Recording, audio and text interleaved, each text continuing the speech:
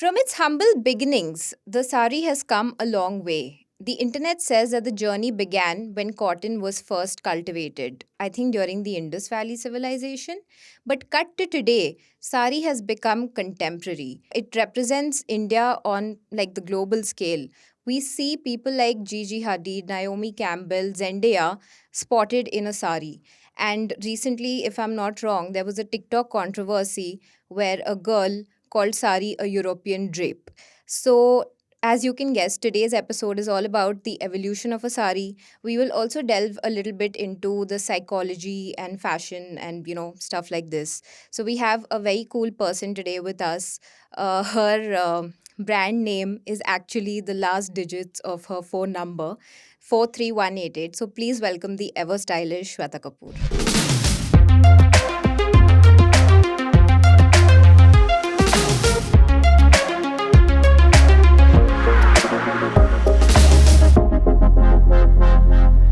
Hi, Shweta. You can't say cool and then you say like my brand name is after my phone number. Like just negates the entire thing. It is cool, I feel.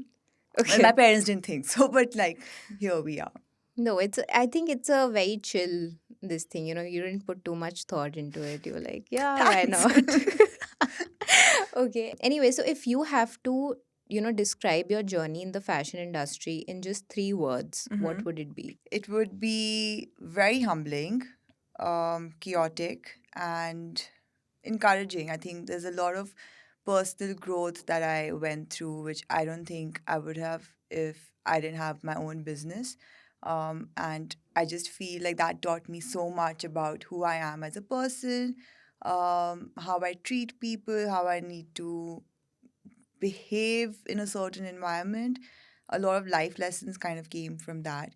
And I'm an only child, right? So Hmm. for me to kind of share things and be around people has always been very tough because like we were just talking earlier, like we all love to be alone and be in Yeah. our own bubble, and I'm the epitome of that. I love being in my own space. If I don't get my me time every morning, it's tough for me to kind of operate. So, but when you're running a company, you're running a label, you have to be in constant contact with human beings. And Yes. so I feel that taught me a lot. Mhm. And the fact that I had to just show up every day, whether the day was great or bad, or business was good or bad, I just had to show up. And I feel that consistency helped me be where I am today. Got it. I totally relate to the whole sibling thing because, I was a single child till I was in eighth, I think seventh or eighth grade. And me and my sister, we have like a 13-year age gap. So when she came into my life, I was like, oh my God, I don't know Who are what to, you and why are you here? I don't know how to deal with this. Okay. So, yeah, anyway, you were like one of the first, people to start a label that actually contemporized the drape, the sari, and you paired it with like maybe a shirt or a crop top. So when you actually launched your collection, how did you perceive like that how will the audience take it? Like, were you scared at any point that Not this will not be really. accepted? I don't think I thought much about it. I think also um, we were amongst the first, we were probably the first generation that in a big way was kind of like living outside the country for a long time, right? We all did our uni outside, the majority of us. So I feel like um, to come back and just to work and express yourself without any inhibition, I would say, was something that came very naturally to me. So the idea of even when we first draped a sari was never, Indian wear actually was never in the game plan. Okay. I was very adamant. I said I'll do anything but not get into this whole like lehenga choli sari vibe because, I mean, let's be honest, that's what makes the money in India. in India. Like anything related to weddings, cricket, or Bollywood, that's what makes money. Yes. So, and I was kind of anti that, right? And what I wanted to do was just work with separates. And now, of course, I've come back from New York and London where I've seen everyone wear like sports bra and leggings and, like they throw like this oversized blazer. and they're walking the streets. So I'm coming from that, right? Yeah. And I'm like, yeah, like I'm gonna make everyone dress like this. And I come and I'm like, actually, no, like people stare at you. Girls can't be half naked. It's like you can't even walk on the road. Like it's hot, it's humid, it's messy. So I was like, fine, but I'll tweak it according to the environment I'm in. And that was the plan. So for I think I would say 2 years, we were making clothes for girls who how they would dress every day. And then I had to go for a wedding. And then that's when I started thinking like, what would the 43188 girl wear at night? And I had this like random fabric lying around and I'm just like playing with it. And this was also like rejected fabric. I had no idea. I mean, I had no plans of using it. I just bought 100 meters and I was ready to throw it because I just couldn't figure out how to stitch it. And anyways, I'm fooling around with this fabric, draping it around, and I did, the first sari that we did. And it looked cool. Of course, the leg and all was showing, and I was always like a rebel. So I was like, let me just do this. And it was my friend's wedding who happened to, this was obviously like pre-COVID days, so he had like some 10 functions. And I'm like, what do I wear? So this was like, okay, fine, for just one of them, I'll just like throw this on. And I think that was the start of the sari, which was very, I think it just came very naturally. It was very mindless in the sense, like, I didn't think too much about it. I didn't think, like, oh, it needs to be like this, no one will buy it, blah, blah. I was like, no, like, whatever, let's just go with it. And even when we do pair the saris, like, throw it over a shirt, throw it over a crop top, or like take a blazer, cut the back off, make it a backless blazer, but it's actually a blouse. We just went with the flow. We just started putting things together that we thought looked cool and would want to wear. And it worked because it started opening up the idea that, like, okay, you don't have to go for a matching blouse in a sari, which was the norm back then. Yeah. So even now, like when someone comes, we are like, okay, do you have anything at home? Fine, you like the sari, but and it might be like, I don't know, like a red sari. You'd be like, do you have a cool red crop top or a jacket or like something? And most often like they do. And that for us is, I don't know, our version of sustainability, I would say, Nice. in a twisted way. So we'll be like, okay, let's mix and match with that. Or they'll come be like, okay, we got this really cool like top, like the crop top or whatever. Can you do a sari around it? And we're like, sure. So like these kind of things, they excite us and It's it's great cool. that you can, use things in your wardrobe actually instead of buying like a whole new It's just too outfit. much Yeah. space, and like I just feel like, I mean, personally, I'm running out of wardrobe space, right? So I'm like anything which can like help me utilize the clothes, and why not? Like, Yeah. if you're like, I don't know, if I'm wearing this denim shirt right now, and if tomorrow I'm somewhere and I just want to like knot it up and wear it as a top for a sari, why not? Or if I Yeah. again knot it up and like wear one of the brocade lehengas, why not? It also kind of shows whoever I'm with what my personality is and who I am, because I just feel like fashion is the first way that you communicate to others Absolutely. without saying a word. And you don't want to look like a cookie cutter human being. We all go to the same stores. Yeah. Fortunately, unfortunately, everything's looking the same. So if we say you and I both go to an ensemble and we both pick up like the same designer from there, but the way you wear it and the way I wear it needs to be different because we're not the same person. We have different takes, on life. So I think that's interesting, and that's where I come from. That like just kind of like inject your personality into how you dress and like what you wear. Yeah, that's important because, fashion is a form of self expression. And if you're really not doing that, then what sense does it make? So, anyway, did you, like, you spoke about cricket. So, did you watch the World Cup recently? This is very embarrassing. I was obviously out with my friends that day. We were at Yeah. someone's house. It was Saturday, right? And I didn't even know it was the World Cup final. Actually, the next day, and I knew obviously we won because all the boys were going crazy. But the next day on Instagram is actually when I found out that it was a final. Because when all the boys were like, oh my God, yeah, India won. In my head, I was like, fine, like tomorrow again is cricket, because I thought like the finals always on a Yeah. Sunday. So anyway, yeah, but I actually went to India Gate just to watch what is happening after that's the match. amazing. And it was so jam packed. Are you a fan though? I'm not a fan, but when it's the finals, I get all excited. Excited. Yeah. I So was there like were that. I people like think playing trumpets and everything, I think on it the was like road. that the last time we won, but I was in London that time. Uh-huh. Um, and we won, and I'd gone with my friends to some sports bar. We won, and everyone was out on the street. So that was fun. And I get it. Like that time, I Yeah. really missed India. I was like, I wish I was home. Like मैं देश में होती. Yeah, like, Yeah. very mere desh ki dharti in that Yeah. aspect. But Yeah. this time I was like a total. Zoned out. So I don't even know if it's zone. Now it's actually embarrassing. I was like, okay, sorry, I didn't know that. It's okay. But proud of the Yeah. boys. Like, it was Yeah. amazing. Yeah, it was a proud moment. Anyway, so, your brand has like a certain USP, and I want you to tell the audience what it is. And do you think having a USP for your brand is very important?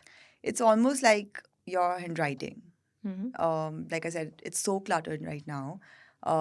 It's you need to have your own personality, and by USP, fine, I can use all the cliched words that it's like it's cool, it's edgy, it's modern, or whatever. But I just feel like the pulse of the brand is that it's for the woman on the go. It's for a woman who gets things done, Yeah. and which is why we work a lot with separates. We like to. She doesn't have time, she's from one thing to another. So I want her to just pick up a shirt, which is like the first thing which is in front of her, and like just wear with whatever else that she has. So I think that's the USP. That's almost like a sense of being free and being authentic. So no matter who you are, no matter what you've done, as long as you accept yourself and accept your weaknesses and your plus points and everything, and then just be like, oh my God, I love this. I love the fact that I have this, like, I don't know, like a weird cut on my shoulder, or Yeah. like this scratch from something, or I mean, I have this, like, I don't know, this mark on my nose because my brother hit me at one point when I was a kid with a wooden toy. But you start loving these things, and like a person who accepts everything about themselves and then goes with that power of authenticity out into the world. I think that's who the 43188 person is. Got it, lovely. This reminds me of Harry Potter with his scar and Yeah, him owning they it. all joke about it, but I'm like, I love this. Yeah, no, absolutely awesome. So, let's delve deeper into the evolution of a sari because Mm-hmm. that's like our main topic today. So, I have seen on Instagram that people, especially like the younger generation, they post pictures of themselves in a sari and they say that wearing a sari is an emotion and they romanticize it so much. And I think, especially after movies like Rocky and Rani and everything, the internet was buzzing. Every girl is wearing a sari, okay? So, how do you think that this evolution happened that once considered to be such a traditional drape and only older generation accepting it, it suddenly became like so popular and I in the think it's pop just like culture? a shift, right? So when I was younger, um, say in my 20s, like when I started draping my saris, my thought process was that I don't want to wear a sari that my mom wears, because for Hmm. me that was like going into like an auntie zone. So I was like, no, I want the sari to be like young and sexy and like fun. But now, when I, meet people in their 20s, like the clients who are coming in, somewhere they want to look like their moms. They want to look, because, for the last like whatever many years, we've been seeing the sari just it's a very sexy sort of a format. So now there's like an opposing thought to it, to be like, oh, I want to be like elegant like my grandmother, and like, Yeah. play with the pearls and like just have those very flimsy, not flimsy, but dainty chiffons and whatever, which I think is also it has a very romantic touch to it, Yes. But in terms of evolution of the sari, I just think like it's just become easier. It's become accessible. And I think that's like when we first, like, why do Indians wear drapes, right? Like, if you just go into the history of fashion, um, we used to weave stories on our fabrics. So an entire 6 yards would have a story from like meter zero to like 6 meters. Like everything like had it was like a storyline, Oh wow. right? Which Like was mythology stuff or anything. Like that's okay. how they used to. I mean, that's how advanced we were, and that's how like they used to like weave stories onto these things, and uh, not even stories, and they used to weave these beautiful patterns and whatever. And I feel like they were so stunning that no one had the Hmm. heart to cut them. So we used to historically drape our fabrics and wear it, Yeah. right? And the Europeans and everything here was handloom. The Europeans did not have handloom. So they used to just take out like straight up fabric, say like in a solid color, just for the ease of explaining it. So for them, cutting was important because that's how they could give shape, form, and structure to a Hmm. garment, and that's why their tailoring is so much more advanced than how ours are, how ours is, and like, but our draping is again next level. So you see, like the men used to wear dhotis and the women used to wear saris, and they used to wear the saris in a way where they never used to wear blouses actually. Blouses were not required. And then when the Hmm. British came in, they started looking at the women here without the blouses as someone to be like, oh, you're really uncouth because you're not wearing a blouse. It Hmm. needs to be like proper and covered and, in that aspect. So they started embarrassing the women, and then the thought process, that conditioning happened, that like if you want to be an upper class citizen in India, you have to wear a blouse. So that's when the blouses started coming in. Ah. And I mean, now that conditioning is so strong that if you don't wear a blouse, you're like, you're not sophisticated enough. So everyone, of course, wears a blouse with their saris. But really, when it all started, it was that's why even blouse is a cut thing, right? It's Yeah. you have to cut it and stitch it and whatever. Um, but you read like Rita Chishti's book, for example, and they're like thousands of sari drapes, which is so interesting to see, like north to south, east to west. Every sari drape in each state is different. In fact, like within a state, like each village or each community will have their own take on how they drape a sari. So, coming from all that history, now we've just, of course, know the that one basic drape, Yeah. and now, of course, you have like your sexier ones by, or just the pleat, and then you just throw the Is pallu it the over. pre-draped one? Because that's all I know how to do, like how to tie.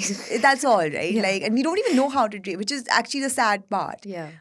My mom is like super particular when she drapes her saris. Like, Mm-hmm. she goes like to the depth, like her pleats need to be like perfectly aligned, they need to be the exact same size and everything. And I never had the patience for that. Like that stuff stresses me out. Yeah. So I think that's why I was like, you know what, just pre-drape it. That's how I would wear the sari. So my sari was my response to my environment. And I think now the response is completely different because you want to go back. Everything is like digital, everything's available Yeah. in like, 2 seconds, whether it's food, it's a car, it's like a date or whatever, everything's available. So the fact that you're taking time to wear something now, there's almost like you're consciously taking a decision that, oh, I want to slow down. Which Hmm. is why now I feel like the traditional way of wearing the sari is coming back. And again, I love that. Lovely. This was so informative, even for me. And I loved it that you went into the history and explained everything. So that was cool. What are your thoughts on the TikTok girl who said sari is a European drape? I think she said about the dupatta. Oh, okay. It was like a dress, and there was like a dupatta. I mean, you know how we wear the dupatta Yeah, basically. yeah, yeah. Literally, it was someone wearing a scarf or whatever like that. And it's just, again, just the West being so blind. I think it's just them living in their bubble. Like chicken tikka masala. Chicken tikka masala. It's just them living in a bubble, and it it's unfortunate. And earlier, but what I love is earlier we would have been like embarrassed about it, that, oh, like the fact like we have to eat with hands. Yeah. But now we just like proudly own it, and we were like, actually, no, you're wrong. This is not a European new drape that someone has just come up with. This is again part of our history, and that's how we cover ourselves, to be honest.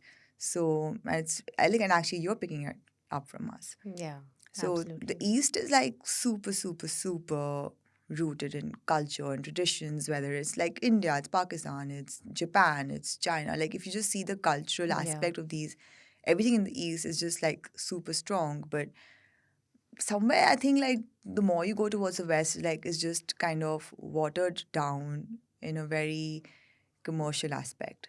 Okay, so you recently had an event where I think the whole concept was about slowing down. Like you Hmm. just mentioned that people are slowing down now, and that's like the next thing that's going to happen. So, what was your message? Like, I mean, a brief interview that I took, you said that it's actually about not being a part of the rat race. So, if you can elaborate that whole concept for us. I think message one was like slow down, like breathe. It's okay. If you're half an hour late, you've overslept, it's fine.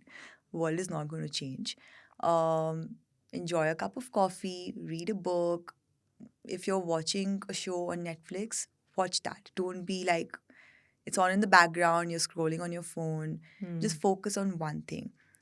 If I'm talking to you on the phone, concentrate on that conversation and then go back to your emails or Instagram or whatever. So one was of course to slow down because I just feel like we're running so much in that order to hustle that we're forgetting the quality of life and things. Yeah. And I get it. We need to hustle, right? Like, but hustle in a very conscious manner. Hmm. Understand what you're doing. There's a difference between, say, if you have three jobs or three projects going on at a time, just allocate time to them. And in that frame, say you have 10 minutes, give your 200% to it instead of giving your 100% and then thinking about project two because nothing's going to happen. And the quality will obviously suffer, which is why I feel like authenticity is so shaky right now because we're not giving in that time and that thought. We're always looking for a quick fix and a lazy way out. So Yeah. becoming very lazy as a breed and greedy, Hmm. right? So Humans are greedy. humans are greedy. If you really think about it, there are three main emotions: fear, greed, and lust. Yeah. And we all operate on some aspect and some combination of these three emotions. So it was, yes, of course, to just slow down that hustle and the pace of life. And the second message was to appreciate your personal growth and your journey.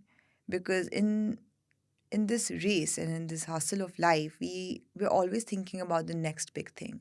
Hmm. We never actually stop and pause and we're like, look where I've come, like last 3 years, this is the work I've done.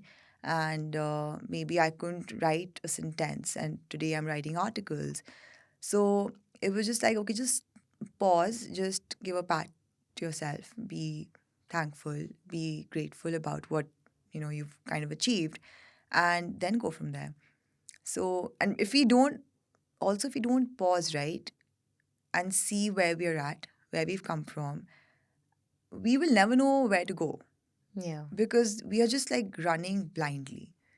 So do everything, but do it consciously and do it from your heart in a very authentic manner that you can actually do something which is very you.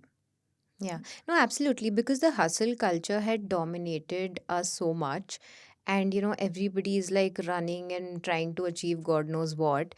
And then, even like when you're watching a movie or, you're just sitting with a friend, you're like so guilty that, oh my God, I'm wasting my time. I have this meeting, I have this thing. I don't know what to do now. How do I manage this thing? So, I think it's a very great concept that you need to kind of slow down to analyze You need your me everything. time. I feel like if you don't have a me time, say you don't go for that movie, you will Hmm. never have the idea of like maybe something inspired you in that movie, or you'll never have that downtime to actually give it like you're full in the next meeting. So without that, there is, and why are we here, right? Like to have fun. Like we're Yeah. working to have fun. There's no point just like, oh my God, I have so much work and like, because that's what we do. Yeah. Like you go out for dinner and be like, hey, what's up? So much work, man. It was so tough today. Tiring day, bro. Like, there's nothing wrong Tomorrow with is it. another tiring Yeah, day. nothing's like, oh my God, I had a great day today. Hmm. Or, I'm so happy I'm here. I'm so happy I'm seeing you after so long. Nothing. I have to go and pack, man. It's like kids have to go to London. It's just like have fun. So we need to be more positive in that I mean, manner. just have fun, right? Like Yeah. whatever you do, even if it's very hard. Like I hate running, but I know I want to do it. So I hate it, but if I'm doing it at that point, I'm like, look, I made a choice. I have to do this 5K. Um, it sucks that I have to wake up early. It sucks that I have to like eat something which is helpful for my running. It sucks that I can't drink the night before, whatever. But like, I made a choice. Let's just do it and then have fun while doing it. Yeah. So I think that's it. Lovely.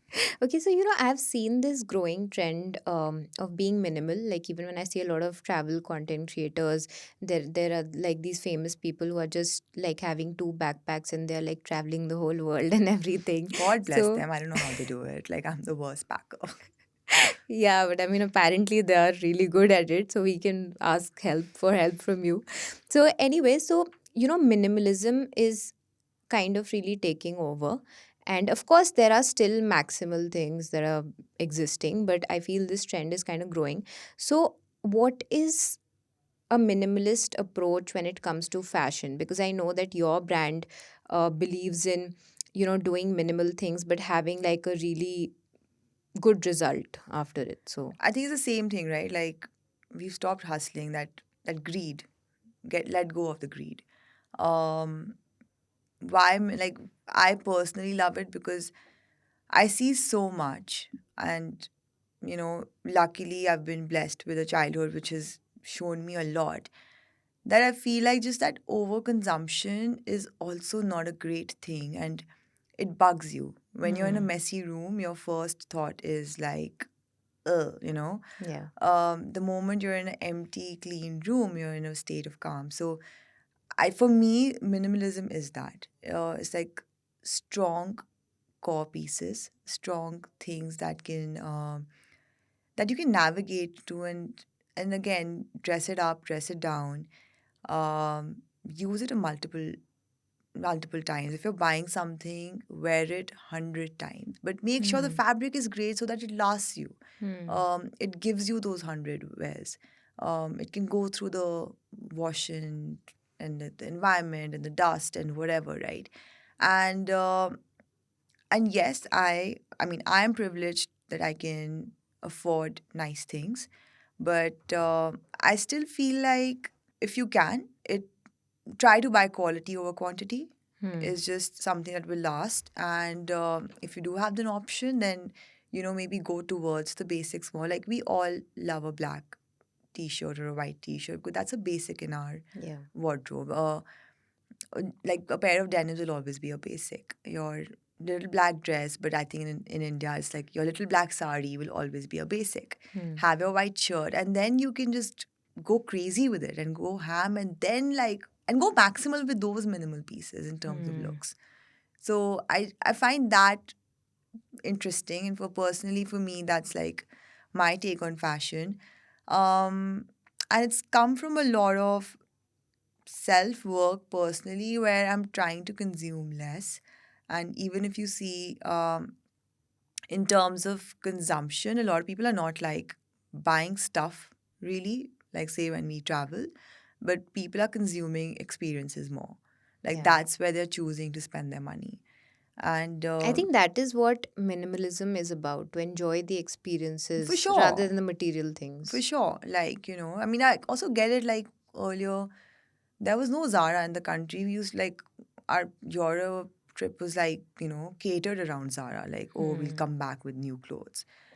But you have access to everything here now, and it makes a lot of difference. Then you're just like, okay, it's just another shop. Like, Yeah. you know. Got it. Okay, for this next question, I'll actually have to read this word that I did a small research on, but I Mm-hmm. keep forgetting. So it's actually called Enclothe Cognition, okay, Mm-hmm. which is like a scientific term for a very simple statement, which is basically saying that what we wear really affects like our mental state, Mm-hmm. and clothes are a language in itself. Yeah. So that is what this statement, this very scientific statement is about. Who's doing these scientific? I read it in a research paper, Hmm. okay? So I want to know, like, from your experience, like, is there any story, an anecdote that you would like to share about yourself or Hmm. somebody who when you wore something and it really had like a great impact on you or like a bad impact on you? I don't know. I feel I have to really think about this one, but yeah, like when I was growing up, we always had to. I mean, in school we had to wear a uniform, Yeah. right? So we've always seen our friends in the same uniform.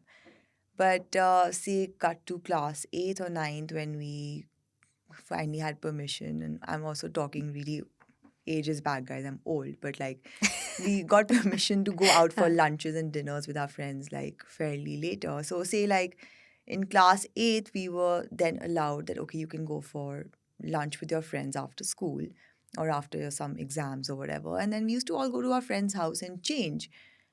And I remember it was like a very weird feeling. Like you'll change into your clothes, and that time you'll pick out the best outfit that you had. Yeah.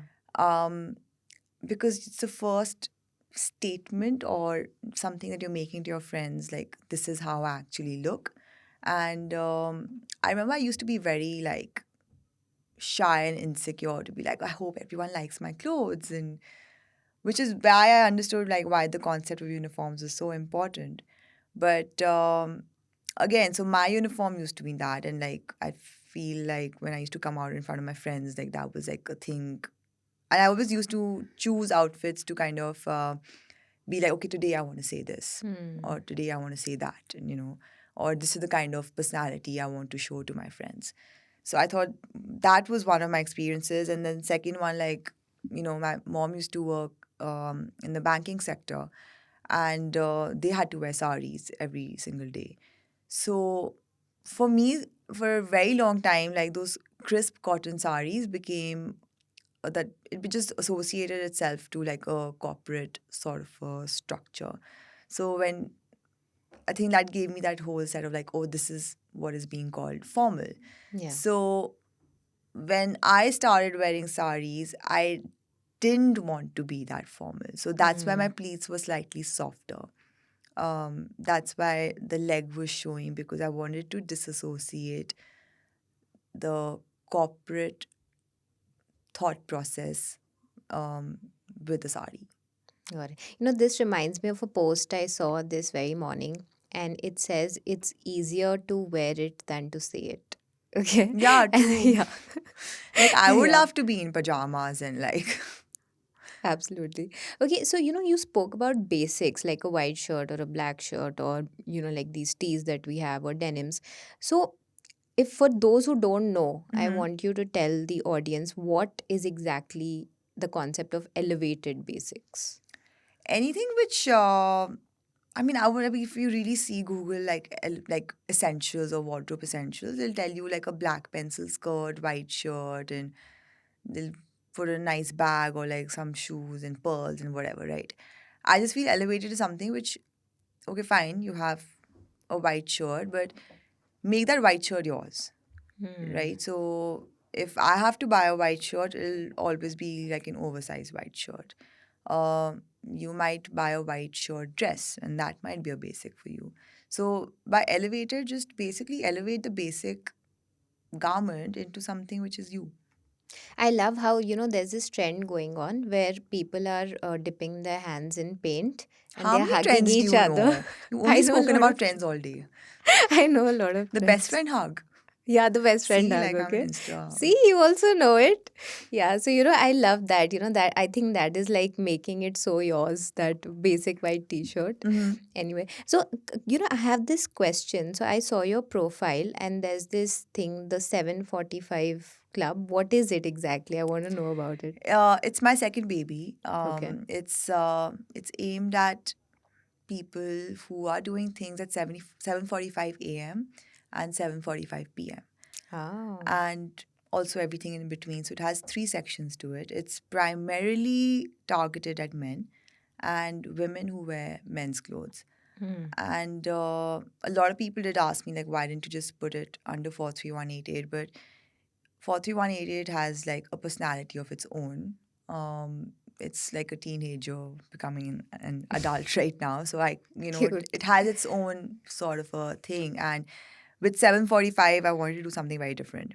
And I wanted to, and also like 7:45 a.m. and p.m. These are two times in the day where they're actually like pivotal times. So 7:45 a.m. is when I mean, just you finished waking up, getting ready for the day, and you're setting the tone for the day. You're having a cup of coffee or you're going for your run and you're setting your day, you're making your goals and your plans. And 7:45 p.m. is a time when you've wrapped up everything and then Hmm. again you're shifting your mindset from being into work mode into being someone like into a chill mode, for example, right? Yeah.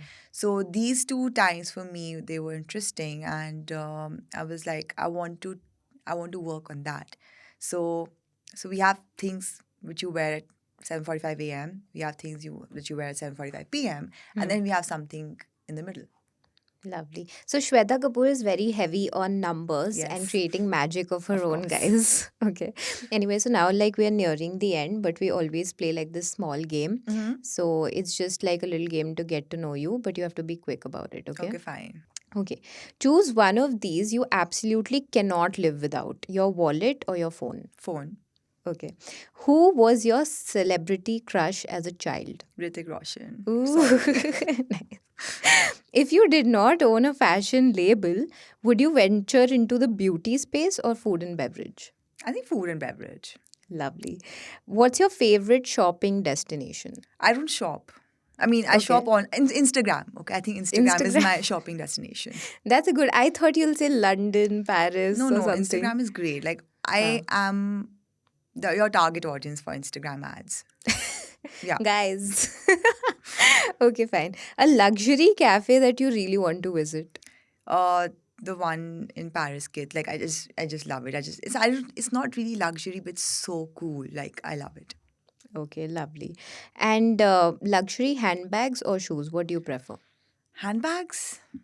Okay, great. So that was the end. Hmm. And that was the end of the game, end of the episode. So, did you enjoy talking to This me? was lovely. Thank you for educating me on all the No, Instagram trends yeah, yeah, I these mean, days. on trends, yes. But you Yeah, educated me on all the sari and everything. give and take with it. Give and take. Absolutely. Okay, guys, thank you so much for watching. We really enjoyed talking, and I hope you guys enjoy listening to us. Please, like, share, subscribe, leave us a comment in the comment section. You can text us on 8988966996. See, I've gotten better with the number. Or you can email us on pods@indiatoday.com. Thank you. Bye.